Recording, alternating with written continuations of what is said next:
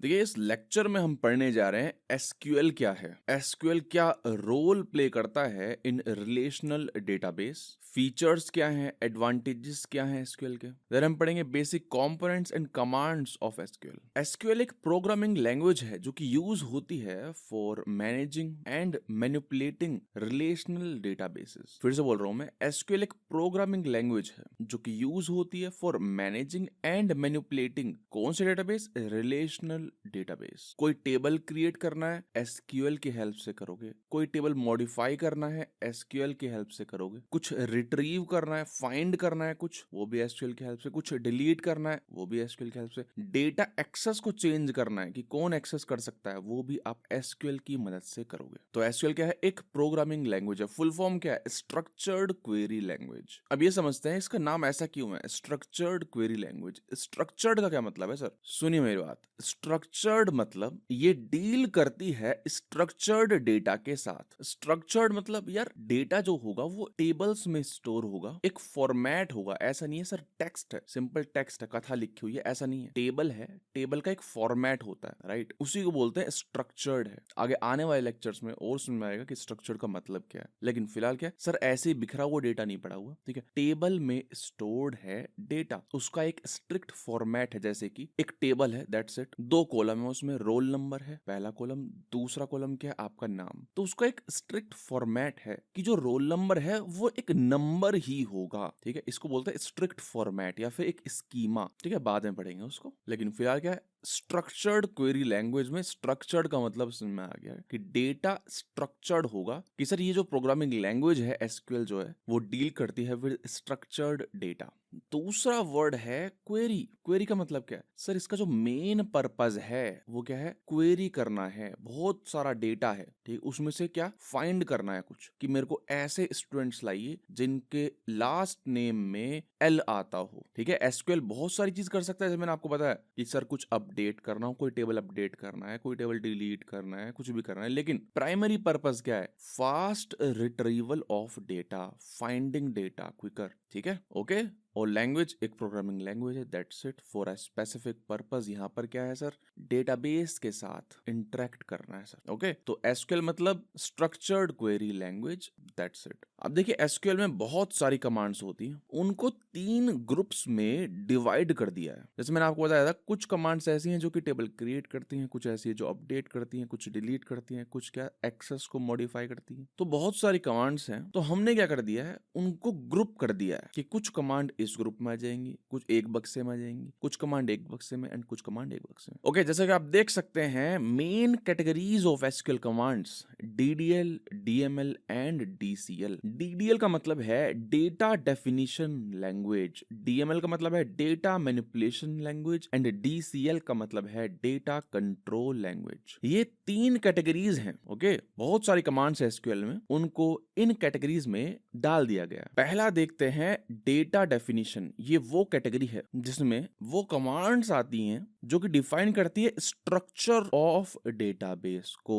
जैसे कि पहली कमांड है क्रिएट, ये डेटाबेस को क्रिएट करने में इस्तेमाल आती है, टेबल्स को क्रिएट करने में इस्तेमाल होती है, ठीक है। इंडेक्स अपने को पता नहीं क्या होता, बाहर में गया है, ठीक है। दूसरी कमांड ऑल्टर कमांड है, अपने को नहीं पता कुछ भी, अभी लिखेंगे फ्यूचर में ऑब्वियसली। हर एक कमांड को एक सेपरेट लेक्चर में बनाएंगे हम, बस अभी मैं ओवरव्यू दे रहा हूँ, ओके। तो दूसरी क्या है, ऑल्टर कमांड है। एग्जिस्टिंग डेटाबेस को मॉडिफाई करना है, कर सकते हो इस कमांड के थ्रू, ठीक है। एक और कमांड है ड्रॉप, पूरा का पूरा डेटाबेस या फिर टेबल उड़ाना है आपको, तो ड्रॉप कमांड का इस्तेमाल कर सकते हो। यानी कि डेटा डेफिनिशन लैंग्वेज वो ग्रुप ऑफ कमांड्स है जो कि डील करता है स्ट्रक्चर ऑफ डेटाबेस के साथ, ध्यान रखिएगा, ठीक है सर। यानी कि डीडीएल वो कमांड्स हैं जो कि डील करती है विद डेटाबेस स्ट्रक्चर्स। अब कई तरह के डेटाबेस स्ट्रक्चर्स होते हैं, जैसे कि टेबल, ठीक है, और भी होते हैं, वो फ्यूचर में हम देखेंगे, ओके। अभी के लिए इतने ध्यान रखिए कि सर डेटाबेस स्ट्रक्चर के साथ डील करती है। कुछ क्रिएट करना हो, डेटाबेस क्रिएट करना है सर, टेबल क्रिएट करना है, ऑल्टर करना है, कुछ मॉडिफाई करना है टेबल में, है ना, ऐड करना है कॉलम, कोई रिमूव करना है कोई कॉलम, है ना। आप स्ट्रक्चर के साथ खेल रहे हैं ना, समझ रहे हो। अगर मैं यहाँ पे एक रो ऐड करने की बात करता तो वो स्ट्रक्चर नहीं है सर, यहाँ पे मैं कॉलम ऐड कर रहा हूँ तो स्ट्रक्चर के साथ खेल रहा हूँ, ड्रॉप कर रहा हूँ कुछ, ऑब्वियसली ये भी तो स्ट्रक्चर ही आप खत्म कर रहे हो उसको। तो ये है डेटा डेफिनिशन।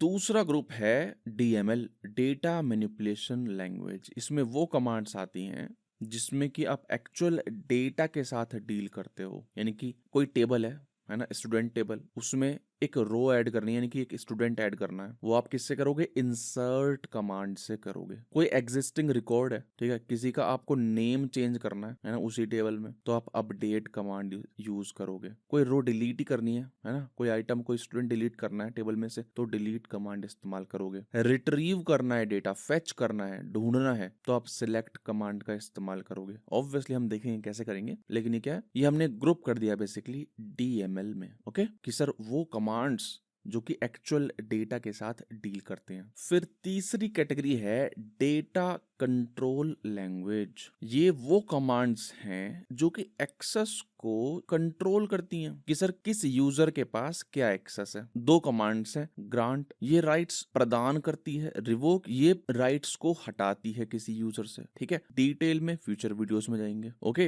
तो भाई ये तीन मेन कैटेगरीज हैं, data definition language, data manipulation language and data control language. खास आपके लिए एक और कैटेगरी डाल दिया मैंने, TCL, ट्रांजैक्शन कंट्रोल लैंग्वेज। ये वो कमांड्स हैं जो कि मैनेज करती हैं ट्रांजैक्शंस को, ठीक है। आप कहोगे यार ये ट्रांजैक्शन क्या भला है, तो इसी वजह से इसको छोड़ देते हैं। ऑब्वियसली नोट्स आपके पास हैं, बाद में देख लेना, जब ट्रांजैक्शन वाला लेक्चर हम पढ़ेंगे तब आपको चीजें समझ में आ जाएंगी। बस इतना ध्यान रखिए कि हाँ ये एक कैटेगरी है, ठीक है, और उसके कुछ कमांड्स भी है, कमेंट, रोलबैक, फलाना ढिमकाना। ओके, तो सर हमने 4 कैटेगरीज पढ़ ली हैं, DDL, DML, DCL and TCL। DDL में वो कमांड्स हैं जो कि स्ट्रक्चर से डील करती हैं, DML में वो कमांड्स हैं जो कि एक्चुअल डेटा से डील करती हैं, DCL में वो कमांड्स हैं जो कि राइट्स है ना एक्सेस से डील करती हैं, TCL में वो कमांड्स जो कि ट्रांजैक्शन से डील करती है, लेकिन ट्रांजैक्शन हमको पता नहीं है क्या होता है, तो ये बाहर में गए। अब पढ़ने जा रहे हैं की features and advantages of using SQL। Sir फायदे क्या हैं? सबसे पहली बात क्या है, सिंप्लिसिटी। सर इंग्लिश की तरह सिंटैक्स है इसका। सिलेक्ट का मतलब क्या है कि सर कुछ रोज हम सिलेक्ट कर रहे हैं ऐसा। अपडेट यानी कि सर कुछ अपडेट कर रहे हैं। वेयर यानी कि कहाँ, है ना, आपको सब चीज समझ आएंगी। जब हम क्वेरी लिखेंगे एक, तो आपको समझ आएगा सर ये तो इंग्लिश की तरह ही है, समझ रहे हो। दूसरा पॉइंट है यूबिक्विटी। इसका क्या मतलब है, ये फैंसी शब्द क्या है सर, इसका मतलब कुछ नहीं है। इसका मतलब ये है कि सर ये हर जगह है। इसका क्या मतलब है, लिखा हुआ है sir nearly every relational database management system supports SQL। अगर आप कह रहे हैं सर एक बार आप SQL सीख गए ना, कोर SQL सीख गए, तो आप कहीं पर भी अप्लाई कर सकते हो, MySQL, PostgreSQL, Oracle। जस्ट थोड़े बहुत आपको ट्वीक्स करने पड़ेंगे, ठीक है। जैसे कि इस प्लेलिस्ट में आप MySQL पढ़ लोगे, कल को अगर आप Oracle पे काम करते हो तो ऑलमोस्ट सारा काम हो जाएगा, थोड़े बहुत चेंजेस आपको करने पड़ेंगे, दैट्स इट। ओके, और वो चेंजेस क्या है वो आपको समझ में आ जाएंगे, है ना। जब ये पूरी आप प्लेलिस्ट देख लोगे तब चीजें आपको क्लियर हो जाएंगी। जस्ट एग्जांपल दे रहा हूँ, जैसे स्मॉल इंटीजर को स्टोर करने के लिए MySQL टाइनी इंट इस्तेमाल करता है, Oracle नंबर इस्तेमाल करता है ना। Oracle का नंबर ज्यादा फ्लेक्सिबल है, उसमें ज्यादा रेंज के नंबर आप स्टोर कर सकते हो। तो ये छोटे मोटे डिफरेंस होते हैं, इसे घबराने की जरूरत नहीं है, कोर कॉन्सेप्ट्स सेम होते हैं। तीसरा पॉइंट है फ्लेक्सिबिलिटी। कह रहा है कि आप ना मल्टीपल टेबल्स को ज्वाइन करके एक क्वेरी बना सकते हो। अच्छी बात है, हमें पता नहीं है तो इसको छोड़ते हैं। फिर है परफॉर्मेंस। कह रहा है कि बहुत लार्ज नंबर ऑफ डेटा को भी काफी अच्छी तरह से क्वेरी कर सकता है SQL। देखेंगे कैसे करता है। फिर है डेटा इंटीग्रिटी। डेटा इंटीग्रिटी जैसे हमने लास्ट वीडियो में भी देखा था कि सर प्राइमरी की, फॉरेन की कैसे काम करते हैं। बाकी जब इनके हम इंडिविजुअल लेक्चर्स पढ़ेंगे तब ज्यादा क्लियर होंगी चीजें। ओके, कि सर ट्रांजैक्शन क्या होता है, ये सब कहानी। तो ये कुछ फायदे हैं, है ना, ऊपर ऊपर से देख लिया हमने कि भाभी बहुत बढ़िया चीज है SQL। जैसे कि मैंने आपको बताया,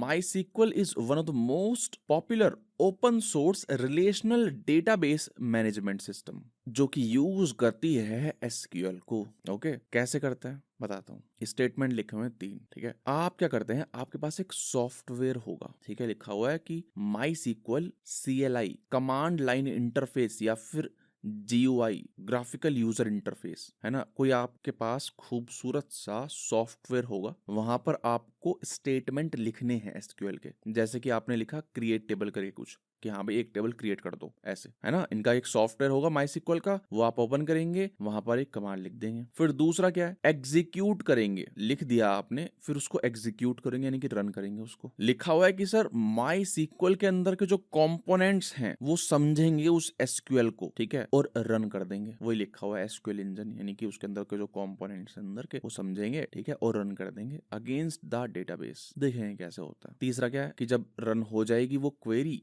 है ना, जो SQL आपने लिखी है कि सर क्रिएट टेबल कर दो हमारा, ठीक है, तो उसका रिजल्ट आएगा, लिखा जाएगा बड़ा बड़ा कि सर क्रिएट हो गया, बहुत खुशी की बात है, लड्डू बाटी है ना। एक सिंपल सा एग्जांपल ले लेता हूं मैं, ठीक है। क्या कह रहा है कि sir a simple MySQL command line session might look like this. कह रहा है कि आप ऐसा कुछ लिखोगे, ठीक है, जब आप इनका GUI खोल लोगे MySQL का, इनका जो सॉफ्टवेयर है जो कि नेक्स्ट वीडियो हम इंस्टॉल करेंगे, उसको ओपन करने के बाद आप ये सब लिख दोगे। हमें कुछ नहीं पता है एक सब क्या लिखा हुआ है, लेकिन बहुत अच्छा लग रहा है, ठीक है। हम इन सब कमांड्स को गहराइयों में पढ़ेंगे। तो सर कहानी का सार क्या है, इस लेक्चर को समराइज करते हैं। तो सर रिलेशनल डेटाबेस की बैकबोन है SQL। आप SQL की हेल्प से ही सब कुछ करेंगे। फिर हमने देखा कुछ कैटेगरीज हैं, DDL, DML, DCL and TCL। फिर हमने देखा कि क्या फायदे हैं SQL को यूज करने के। ओके, अगर कुछ चीजें डाउट में आ रही हैं तो अच्छी बात है, ठीक है, आनी भी चाहिए। वो सब चीजें क्लियर हो जाएंगी जैसे आप इस प्लेलिस्ट में आगे बढ़ोगे। ओके सर, एज यूजुअल इन स्लाइड्स का लिंक आपको डिस्क्रिप्शन में मिल जाएगा, आप चेक कर सकते हैं।